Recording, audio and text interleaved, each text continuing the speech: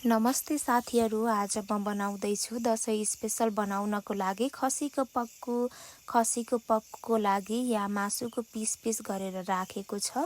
त्यस लगत्तै यसमा चाहिने सामग्रीसँगै मैले सर्वप्रथममा नुन राखेँ।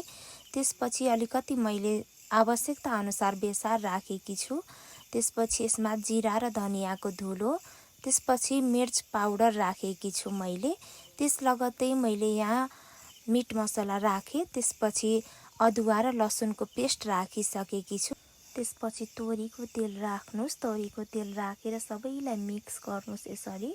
त्यसपछि मैले केही घन्टा यसलाई छोपेर राखिसकेपछि मेरो मासु यस्तो देखिएको छ। अब यसलाई कसौडीमा पकायो भने एकदमै राम्रो बन्छ। मैले पकाउन सुरु गरेँ।